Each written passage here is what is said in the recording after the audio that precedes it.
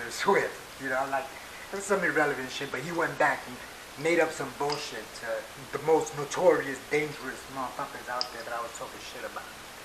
And like 2 days after that, I'm leaving school and I hear niggas telling me, yo, Flex is outside waiting.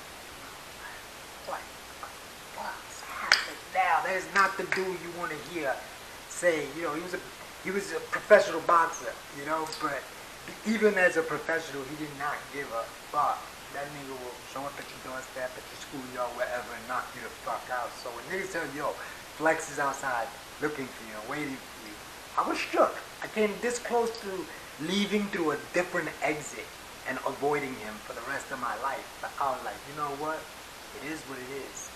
I went out the door I always go through. He was there. He's like, yo, you remember me? I'm like, of course. You know, he was like, my brother want to talk to you. And in my mind, I'm like, man, what can I do now? And then he wanted me to take me to his basement. So I was really scared. Ended up going there, shook, shitting bricks the whole walk. Like, I was sure I'm going to get my ass kicked. But I walked to my, you know, whatever my destiny was going to be, I walked there. I wasn't going to bitch up. When I got there, it was real simple. Buck was like, yo, dude, I heard you down with Ready to Rock. And I was like, well, I just got down. It's not really official. However, they did give me a chance to rock the shirt. And Buck was like, man, look, I've seen you break. I really think you'll be a lot better, you know, with us. You know, and by better, he meant more exposure, you know, going out more places. Happy Rockers used to have a lot of battles. I was a battling b-boy, you know what I'm saying? So that to me was sweet. That offer was sweet.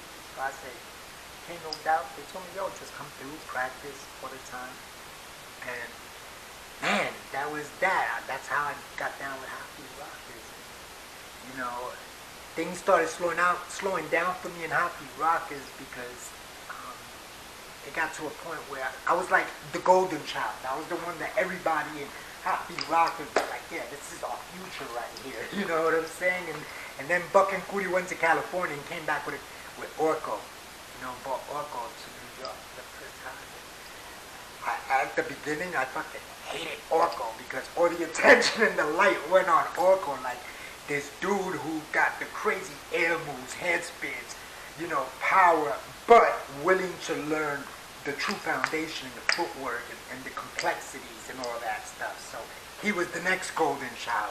So I was kind of hating in the beginning, but then after a while, it was like, yo, this is my partner, this is my crewmate. We the youngest in charge, so I started embracing that after a while.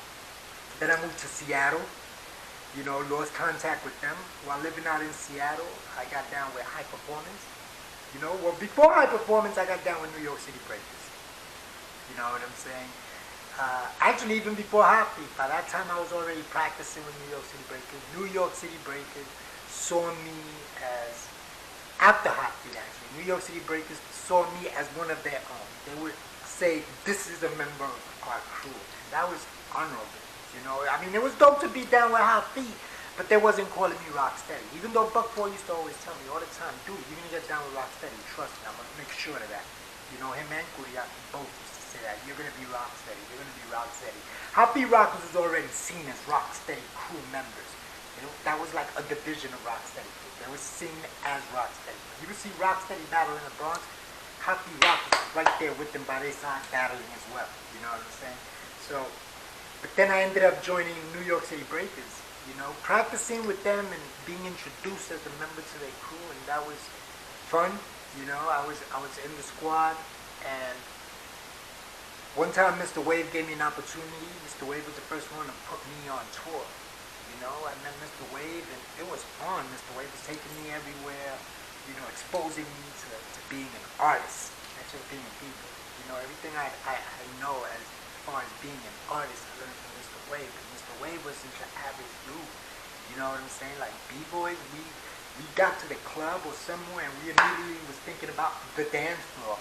But Wave was mixing, socializing, networking. Like we'd be like, where's Wave? We don't see him. That nigga backstage in the green room rubbing elbows with famous rappers and things of that nature. He carried himself as an artist, not a dancer. He was the first street dancer that I looked at as an artist, you know, and I learned a lot about that from him. And I did a couple of tours with New York City Breakers. We co-headlined with LL Cool J, things of that nature. And in one of the tours, we went out to Tacoma, Washington with JustRoc, and the headlining, you know, the headlining act of the show was Tacoma's, Washington's High Performance Breakers versus New York City Breakers. You know, they felt we were the best in the world, and they challenged the best in the world, which was dope. You know, and they do that. I dance more than anybody in New York City Breakers, so I like to say that I single-handedly handed high performance a yes. You know what I'm saying? But when I ended up moving back to Washington, the leader of that crew, Maurice Owens, drove from Tacoma to Seattle to see me and said, dude, we want you in high performance.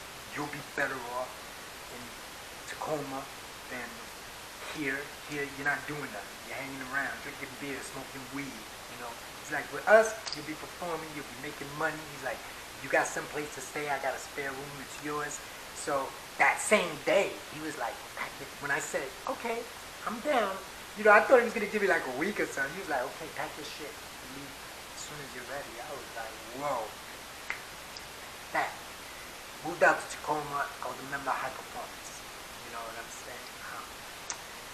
I was with them when they did the transition into rap. I recorded some of the songs with them actually, and left Tacoma before they dropped their first album. However, when I left Tacoma, something happened, and I got back to New York, and I was no longer breaking with the scene. You know, there was no breaking scene. Everybody went their own ways. I couldn't find Buck and Foodie. You know, the only person I connected with was Mr. Wave, and Mr. Wave has always been there for me. You know what I'm saying? And by that time, he was working as his career as an artist. He had already dropped his first single, you know, The King, and that was the end of that. It was all dead and over for me. I never danced again until 1994, 95 again I danced. 1998, I came out of Rikers Island. Needed to change my ways. Looked for New York City Breakers, my old crew. Got down with them.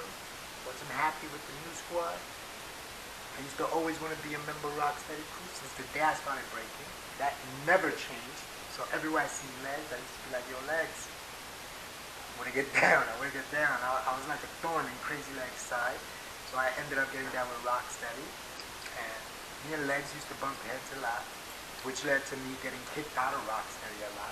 You know what I'm saying? I got the record for the person kicked out of Rocksteady crew the most times. I won the record. And one day, Bambaataa, you know, told me I should bring back Zulu Pins.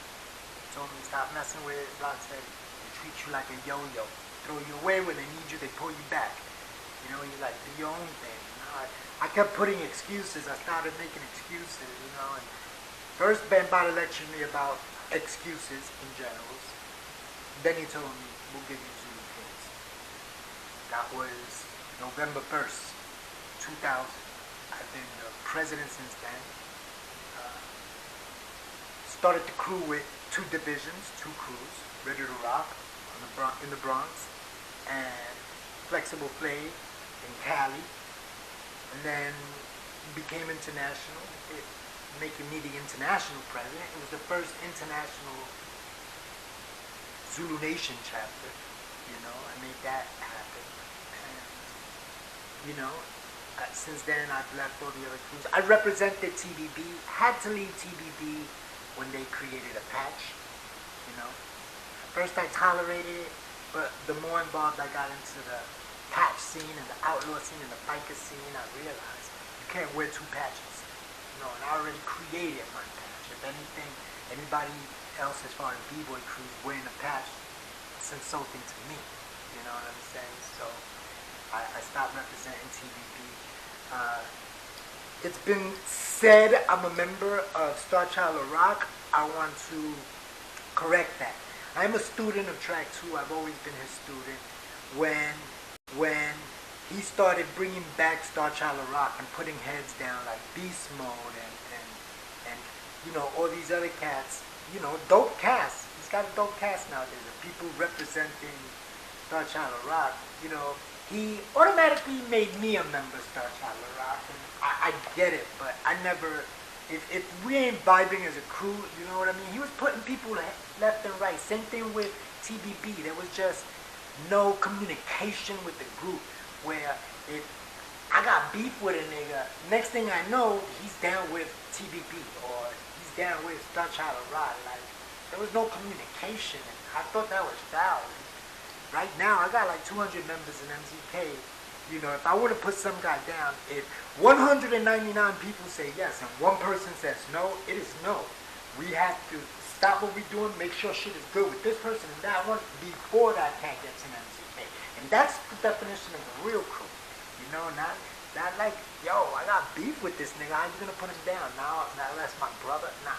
So basically that's that. Those are all the names of all the crews I've been down with my entire life. Right? And how I got down with them. Wow, all this time, and now I'm just getting to question number 3. See, this is why I prefer the video, because I try to do everything in depth. Question number 3. How do you feel about B-boys? Teach his or her signature moves in their workshops. Would you call that biting when others start using these moves after taking their workshops? No, I do not consider that biting. If a person teaches you something, it's because they want you to learn it. Nowadays, a lot of B-boys teach their signature moves because they have nothing else to teach. It's not them being dope because they're teaching you their moves. They're teaching their signature moves because they can't teach breaking because they don't understand breaking yet. You know, a lot of people's foundation was an air chair. Yeah, it's complex, but it's that guy's foundation. He never had footwork before that or things of that nature. Anything that somebody teaches, yeah, you are able to use it. You know what I'm saying? But I really don't teach signature moves. When I teach the core foundation of the moves. I tell you who created, who's the first to do stuff, and things of that nature. But if it's a really dope class, I've said this a million times, and anybody who's been in a really dope class with like ill niggas in my rec shops, because I don't teach workshops, I teach rec shops. You know what I'm saying? They'll tell you the class is so dope that like I'm looking at my watch and like 15 minutes went by, you know, and I've already taught everything that it took me 3 hours to teach another workshop before that, or a rec shop before that. So I'll be like, okay, check this out. I'm going to teach a signature move, you know, and whoever gets it, you know, I'll give you a free copy of my book or something, you know, because when I teach a move, I'll teach a move that's really hard to get.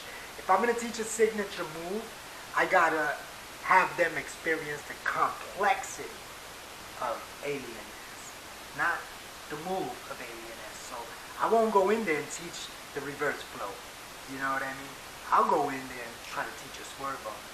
I'll go in there and try to teach, you know, the hurricane. I got a hurricane where you don't know if it's a spin up or a spin down. You know what I'm saying? It's like I'll come and treat the most complex shit possible, and a lot of times nobody in the class gets it.